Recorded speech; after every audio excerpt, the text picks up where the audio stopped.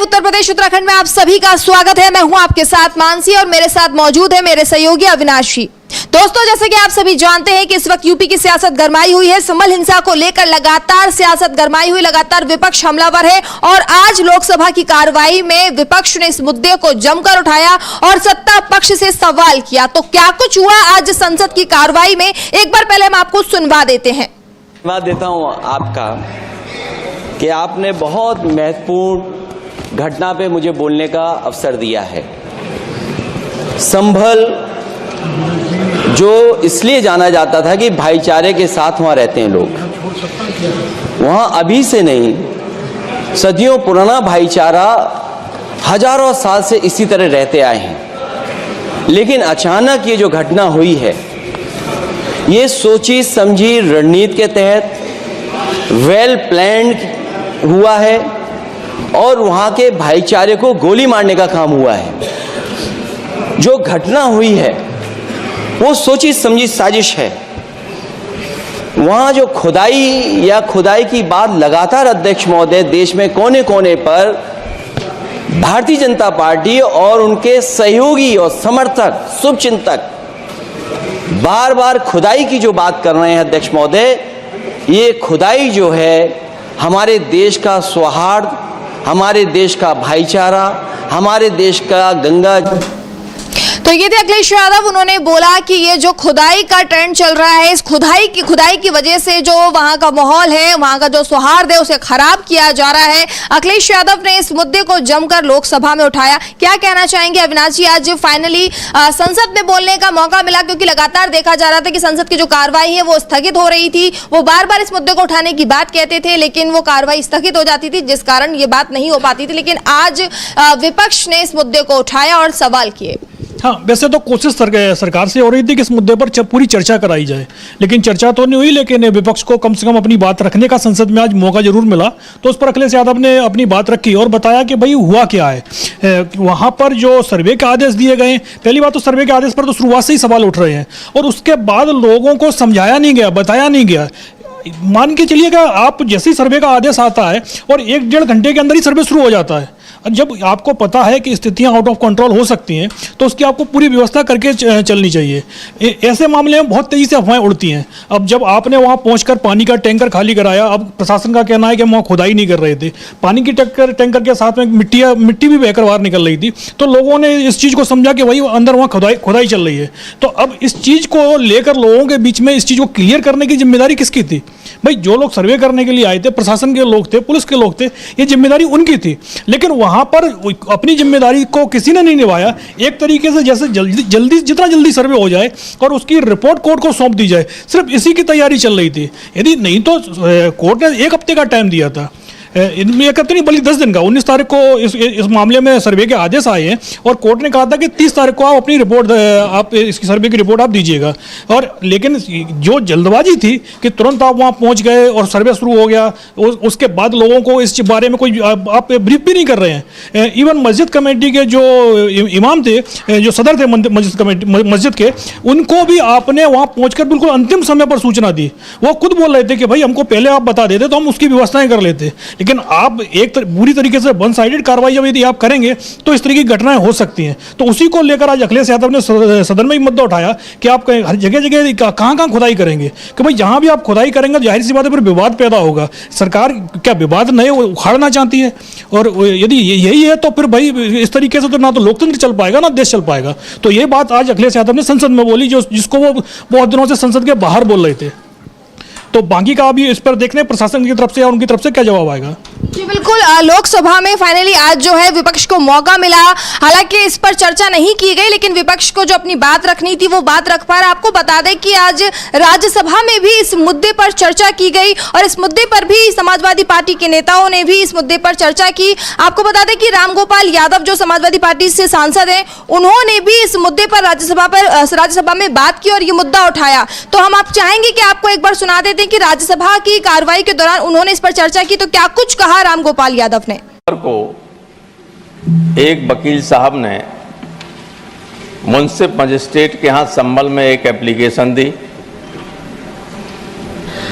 500 साल पुरानी मस्जिद है, उसका सर्वे करने के लिए। 2 घंटे के अंदर सर्वे भी हो गया और शांतिमय तरीके से हो गया। 24 तारीख को सुबह 6 बजे पूरे संभल में पुलिस छावनी बना दी गई। संभल को लोगों को पता ही नहीं था कि पुलिस क्यों लगाई जा रही है। थोड़ी देर बाद वहाँ के डीएम, एसएसपी, वकील जिन्होंने वो एप्लीकेशन दी थी वो, और कुछ लोग ढोल नगाड़े बजाते हुए पुलिस के साथ गए और मस्जिद में प्रवेश कर गए। भीड़ को संदेह हुआ कि ये मस्जिद में तोड़फोड़ करने जा रहे हैं और कुछ कर रहे हैं, और एसडीएम ने वहाँ उस जो टैंक था पानी का वो खोल दिया। पानी बह के बाहर आया तो लोगों को संदेह हुआ कि इसमें कुछ गड़बड़ी हो रही है। तो उसके बाद अशांति हुई, पुलिस ने गोली चलाई, 5 लोग मारे गए, 20 लोग घायल हुए, सैकड़ों लोगों के खिलाफ मुकदमे कायम हुए। बहुत सारे लोग जेलों में हैं जिन्हें पकड़ लिया गया, उनको बुरी तरह से मारा गया।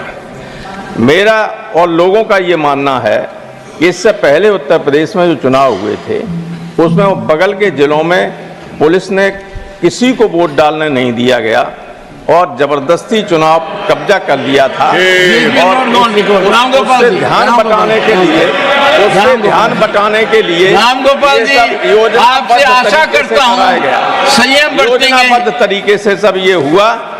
और उसका सबूत सुनिए, उसका प्रमाण ये है कि जो कमेटी गवर्नमेंट ने बनाई, 3 मिनट सर, अभी 3 मिनट तो हुए नहीं, जो कमेटी गवर्नमेंट संतोष।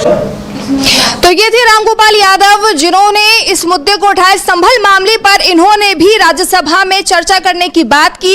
उन्होंने चर्चा की लेकिन अपनी बात रखी, लेकिन इस मामले पर चर्चा नहीं हो पाई और उन्होंने कहा कि 3 मिनट का समय और 3 मिनट अभी नहीं हुए, फिर भी हमें मौका नहीं दिया जा रहा है बोलने का। लेकिन फिर भी आज समाजवादी पार्टी के नेता जो लगातार ये बात कह रहे थे कि वो संसद और राज्यसभा में ये कार्रवाई इस मुद्दे पर चर्चा करेंगे और फाइनली उस पर वो बात कर पाए। क्या कहना चाहेंगे अविनाश जी? लगातार जो है आज इस मुद्दे पर संसद में लगातार इस मुद्दे पर बात की गई, चर्चा की गई, ये मुद्दा फाइनली वहां उठा। हाँ, चर्चा तो नहीं की गई, हम इसको चर्चा तो नहीं बोलेंगे। विपक्ष को अपनी बात रखने का मौका मिला और वो भी 3 मिनट भी पूरे नहीं दिए गए।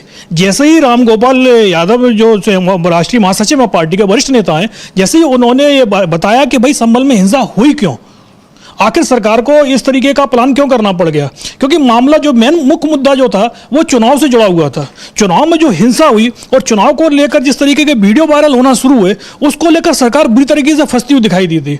सरकार ही नहीं बल्कि चुनाव आयोग एक तरीके से पूरी प्रशासनिक मशीनरी फंस गई थी।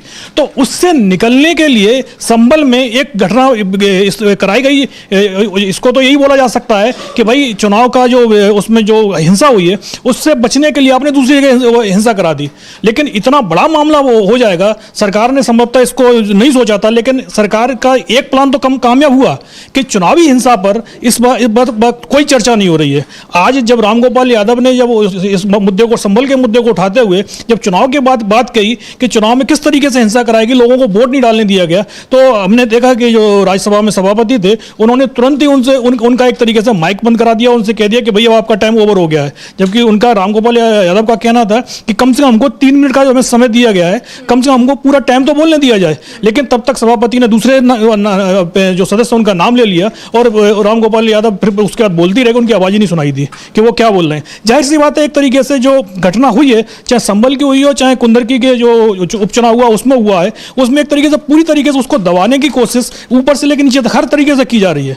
तो अब और उसमें संभवतः, लेकिन जाहिर सी बात है विपक्ष इस चीज़ को हाथ से नहीं जाने देगा। भाई इतने 5 लोगों की मौत हुई है, मौत किसी की भी होती है तो भाई उसका बहुत बड़ा नुकसान होता है।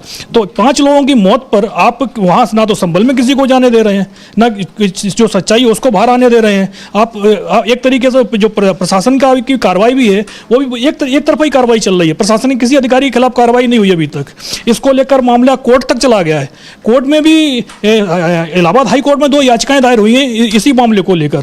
पहला तो यही है कि जो पुलिस अधिकारियों ने गोली चलाने के आदेश दिए हैं उनके खिलाफ कार्रवाई की जाए, लेकिन क्या कार्रवाई हुई? अब तक कोई कार्रवाई नहीं हुई है। दूसरा मामला ये है कि जो हाईकोर्ट के रिटायर्ड जज हैं, उनके अध्यक्षता में एक न्यायिक आयोग गठन करने की भी डिमांड की गई है, और उस पर अभी हाईकोर्ट सुनवाई करेगा, तो कोर्ट क्या फैसला देता है वो बात की चीज़ है। लेकिन मामला ये है कि जो फौरी राहत जो मिलनी चाहिए वो संभल में किसी को नहीं दी गई है। 5 लोगों की जान जाती है, 20 लोग जो घायल होते हैं, 3000 से ज़्यादा लोगों के खिलाफ FIR दर्ज होती है, लेकिन किसी भी पीड़ित को अभी तक सरकार की तरफ से कोई सहायता नहीं दी जाती है।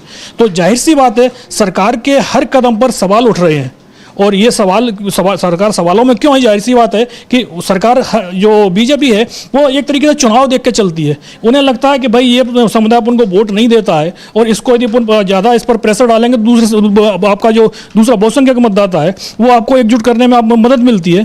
तो यही इस समय हो रहा है संभल में। जिस तरीके से एक आपने पहले तो 4-5 दिन के लिए रोका, फिर आपने हफ्ते भर की रोक बढ़ाई, उसके बाद अब उस रोक को आपने 10 तारीख तक के लिए कर दिया है, और उसके बाद भी जो संकेत दिए जा रहे हैं तो वो यही दिए जा रहे हैं कि भाई उसको और आगे बढ़ाया जाएगा। तो इस मुद्दे को विपक्ष कहाँ उठाए? वो एक मुद्दा मामला सदन था, सदन में बस खाली एक तरीके से उनको सिर्फ बोलने का मौका दिया गया है। जो विपक्ष की डिमांड इतने दिन से चली आ रही थी कि संभल पर चर्चा कराई जाए, संभल पर चर्चा आज भी नहीं हो पाई। एक तरीके से बस खाली अखिलेश यादव हो या रामगोपाल यादव हो, उन्होंने अपनी बात बस खाली दोनों सदनों में रखी है। तो इस मुद्दे पर सरकार को जवाब देना चाहिए।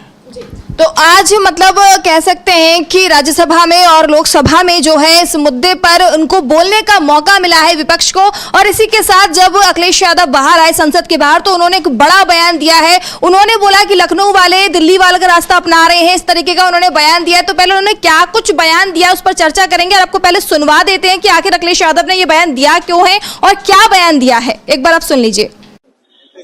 आप में से जितने साथी हैं, आपके प्रेस के लोग भी वहां मौजूद थे चुनाव के दिन, असली ये है कि दिल्ली और लखनऊ की लड़ाई है। लखनऊ वाले भी रास्ता वही अपना रहे हैं जो दिल्ली वालों ने कभी रास्ता अपनाया था। समाजवादी पार्टी कभी भी ऐसा नहीं होने देगी। समाजवादी पार्टी भाईचारा कैसे बने, शांति कैसे हो, विकास, खुशहाली, तरक्की कैसे हो, उस दिशा में काम करेंगे। हमारी मांग यही है कि निर्दोष लोग हैं जिन्हें फंसाया गया है, और फंसाया यूं गया है क्योंकि सरकार ने कराया ये सब कुछ, सरकार का कराया हुआ ये सब कुछ है। सरकार चाहती थी कि चुनाव में जो वोट की लूट हुई है उस पर चर्चा नहीं हो। जिस तरह महिलाएं खड़ी हो गईं, रिवॉल्वर के सामने भी वो डरी नहीं, पुलिस की बदतमीजी के सामने भी नहीं डरी, और वोट डालना चाहती थी। आप सब जानते हो कि जितने बाई इलेक्शन हुए उत्तर प्रदेश में, सब जगह वोट नहीं डालने दिया गया, और फिर ये संभल का इस तरह की घटना करा दी। जो अधिकारी हैं उन्होंने कराया है, जो वहां के अधिकारी संबंधित हैं बहुत ही खासम खास सरकार के हैं, इसलिए जानबूझ करके सरकार ने मिलकर के और भारतीय जनता पार्टी ने अधिकारियों के माध्यम से अन्याय कराया। अविनाश जी, लगातार हम देख रहे हैं कि अखिलेश यादव जो है दिल्ली और लखनऊ के बार बार ये चर्चा कर रहे हैं। ये इससे पहले भी इस तरीके के बयान दे चुके हैं, और इसको वो बोल रहे हैं कि ये जानबूझकर कराया गया है, और असल मामला कुछ और है। क्या कहना चाहेंगे अखिलेश यादव के इस बयान को आप किस नजर से देखते हैं? हाँ, अखिलेश यादव ने जो बात बोली है बहुत बड़ी बात बोली है कि दिल्ली में जो लोग जिस रास्ते से गए थे उसी रास्ते से अब लखनऊ वाले लोग दिल्ली जाना चाह रहे हैं। दिल्ली में इस समय जो नरेंद्र मोदी प्रधानमंत्री हैं वो किस रास्ते से गए थे? उनका रास्ता 2002 गोधरा से खुलता है। तो क्या एक नया गोधरा कराने की तैयारी चल रही है? कि मतलब एक गोधरा का जो हुआ उसके बाद जो जिस तरीके की सांप्रदायिक हिंसा पूरे गुजरात में हुई थी, क्या उस तरीके की पूरे यूपी में भी इस तरह की हिंसा कराने का कोई षड्यंत्र चल रहा है? तो ये सवाल बहुत बड़ा सवाल है जो अखिलेश यादव ने आज उठाया है। और दूसरा, जो अखिलेश यादव लगातार एक चीज बोलते रहे दिल्ली और लखनऊ के बीच टकराव को लेकर कि भाई लखनऊ वालों की नज़र दिल्ली की गद्दी पर है, और दूसरा जो दिल्ली है वो लखनऊ को अपने लिए बहुत बड़ा खतरा मानती है। ये एक चीज़ ये भी कही जा रही थी कि नरेंद्र मोदी का ये संभवतः प्रधानमंत्री के रूप में अंतिम चुनाव हो सकता है, क्योंकि एक तो उन्होंने 75 ईयर्स का अपने यहाँ खुद ही बना रखा था कि भाई एक नियम की जो 75 साल से ज़्यादा बड़ा हो जाए उम्र हो जाएगी जिसको, तो उसको एक तरीके से संसदीय राजनीति से धीरे धीरे करके किनारा कर दिया जाएगा। लेकिन नरेंद्र मोदी के लिए उस पर कुछ छूट दी गई है, लेकिन ये छूट क्या 80 साल के ऊपर भी जाएगी क्या?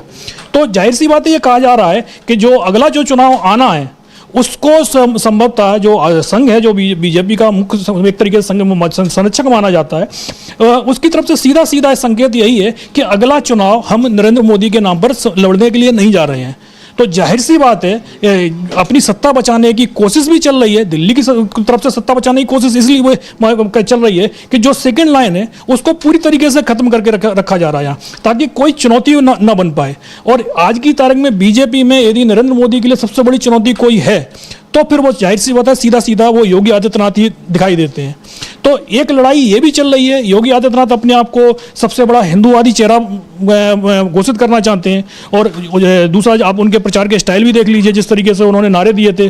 फिर जब योगी आदित्यनाथ का बटेंगे तो कटेंगे नारा आया, उसके बाद फिर उस नरेंद्र मोदी को क्योंकि वो नारा कुछ ज़्यादा हिट होता हुआ दिखाई दिया, तो नरेंद्र मोदी एक हैं तो सेफ हैं नारा लेके आए उसको काउंटर करने के लिए। तो ये लड़ाई लगातार चल रही है, और ये कहा तो यह जा रहा था कि यदि लखनऊ के उपचुनाव के परिणाम यदि बीजेपी के फेवर में नहीं आते तो संभवतः जैसे महाराष्ट्र में भी सरकार नहीं बनी है, तो इस समय अपन लोग चर्चा में यूपी के लिए कर रहे होते कि भाई यूपी का अगला सीएम कौन बनेगा।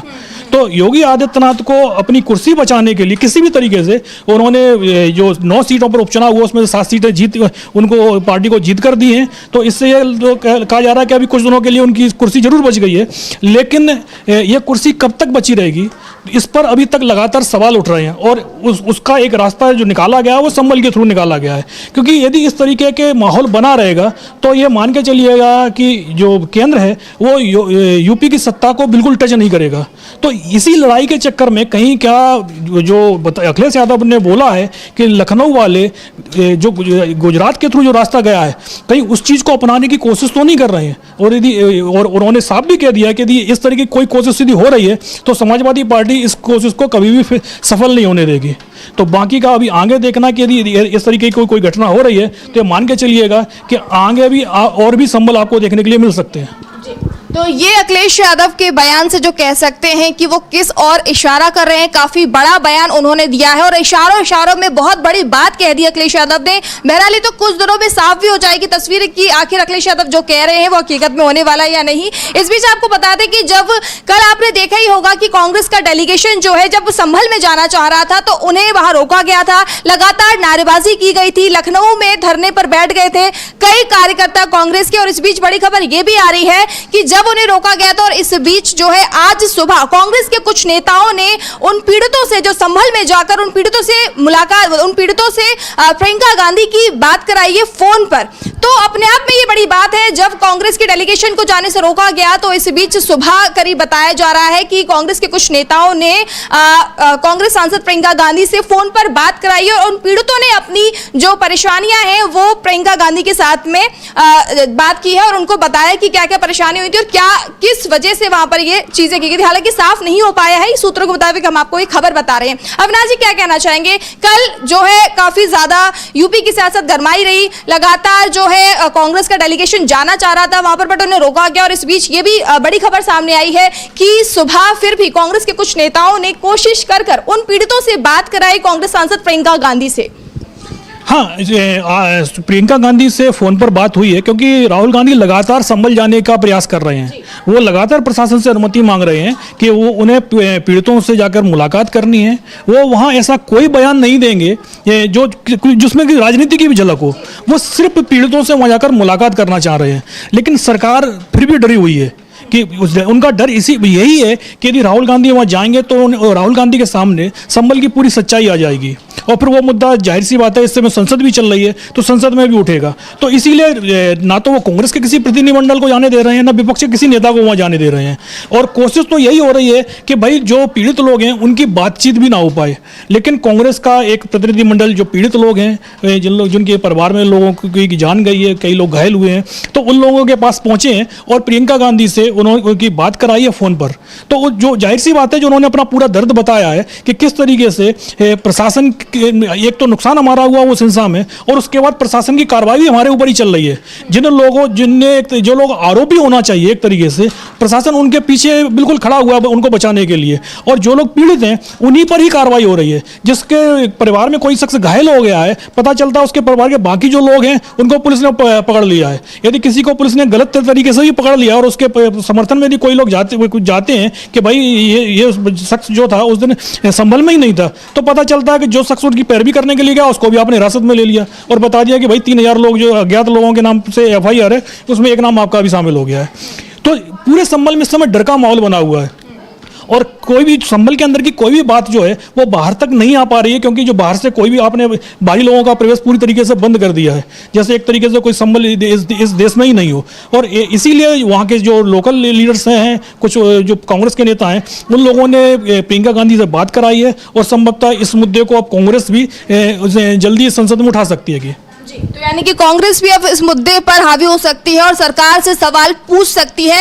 लगातार आप देख रहे हैं कि इस मुद्दे पर लगातार सियासत गरमाई हुई। उस बीच आपको ये भी बता दें कि जहां प्रियंका गांधी ने आज बात की, तो वहीं राहुल गांधी कल यहां जाना चाह रहे थे, लेकिन वहां राहुल गांधी के वहां जाने पर एंट्री पर रोक लगा दी गई है और बोला गया है कि 10 तारीख के बाद जा सकते हैं। यानी कि राहुल गांधी भी वहां जाना चाह रहे हैं, लेकिन उन्हें भी रोका जा रहा है। इस बीच आपको बता दें कि जहां राज्यसभा और संसद में इस मुद्दे पर चर्चा की जा रही थी, तो वहीं एक और मस्जिद का मामला कोर्ट में पहुंच चुका है। जी हां, आपको बता दें कि ये बड़ी खबर है कि बदायूं की एक मस्जिद है जिसके सर्वे के लिए कोर्ट में याचिका दाखिल की गई और उस पर आज सुनवाई हुई है। अविनाश जी, कौन सी मस्जिद है और अब ये क्या विवाद है? क्या एक और संभल वाला मामला होने वाला है फिर से?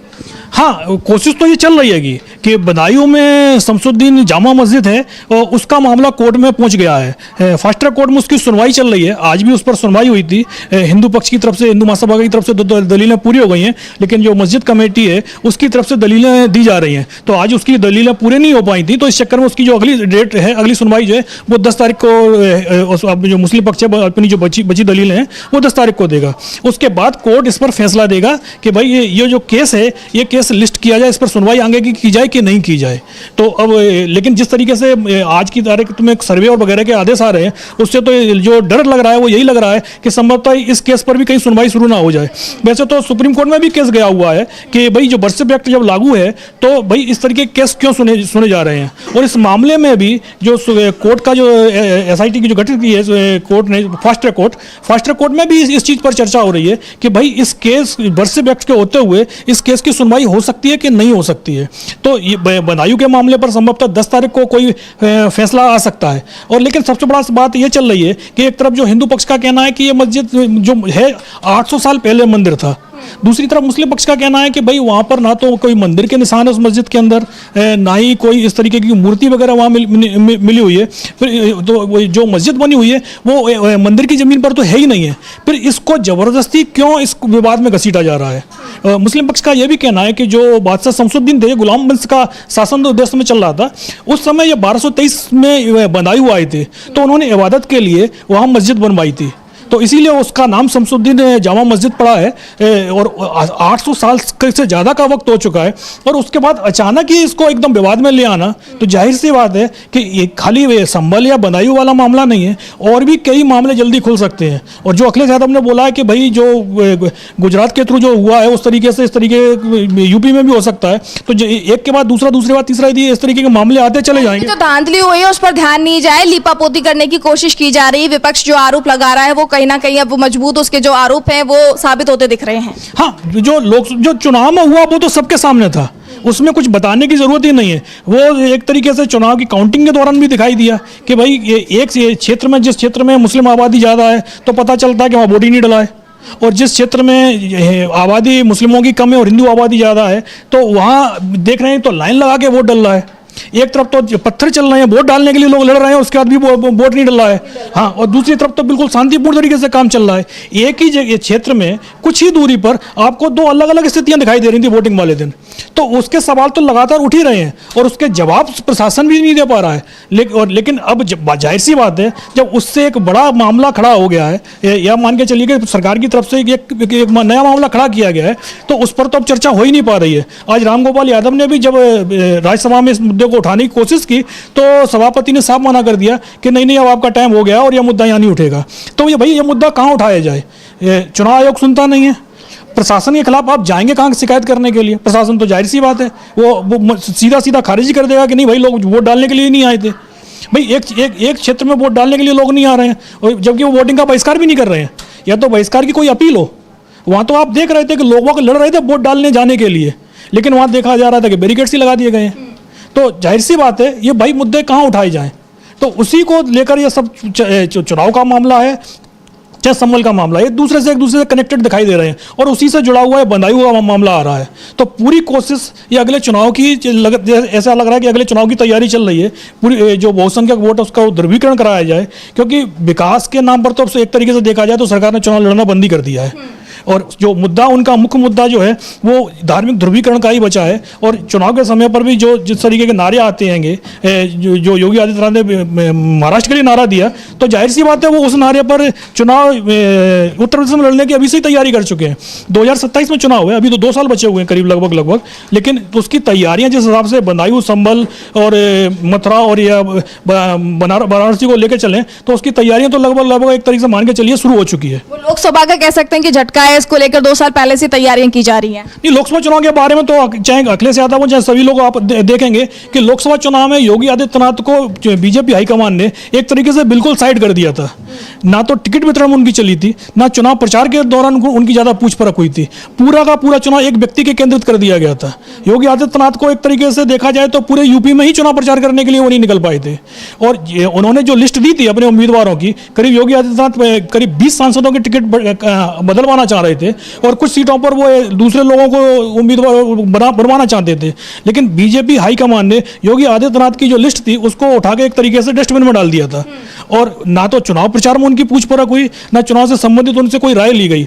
और उसके बाद जो रिजल्ट आया तो उस पर जरूर योगी आदित्यनाथ पर सवाल उठाना शुरू कर दिए गए थे कि भाई योगी के प्रचार के चक्कर में उनकी रणनीति फेल हो गई, उस चक्कर में इस तरीके का रिजल्ट आया। लेकिन क्योंकि बीजेपी हाईकमान चुनाव में खुद कमजोर हो गया था, बहुमत से काफी दूर रह गए थे, इसलिए योगी पर उस समय कोई कार्रवाई नहीं हो पाई।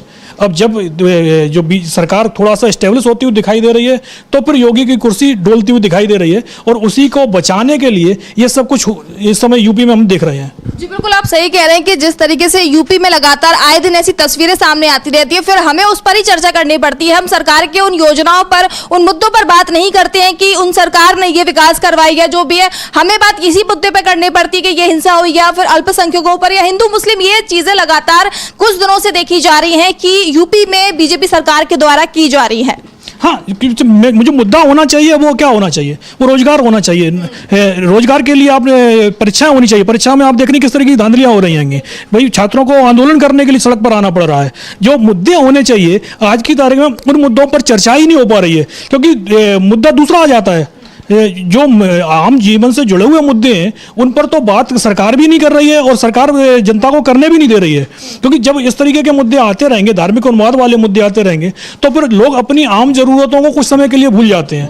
और सरकार की लगातार एक के बाद एक जिस तरीके से मुद्दे उठा रही है, तो एक तरीके से पूरी तरीके से ध्यान एक तरीके जो मुख्य मुद्दा है उसे हटाने की कोशिश हो रही है। और ये कोशिश कुछ समय के लिए तो सक्सेस हो सकती है, लेकिन लंबे समय तक इस तरीके की राजनीति नहीं चलती। लंबे समय के लिए तो भाई आपको रोजगार के मुद्दे पर आना पड़ेगा, महंगाई के मुद्दे पर आपको आना पड़ेगा। जब तक आप जनता को राहत नहीं देंगे, तब तक आपके लिए भविष्य में राजनीति करना बहुत आसान नहीं रहेगा। इस तरीके के मुद्दे कुछ समय के लिए भावनात्मक रूप से तो आपको वोट दिलवा देंगे, लेकिन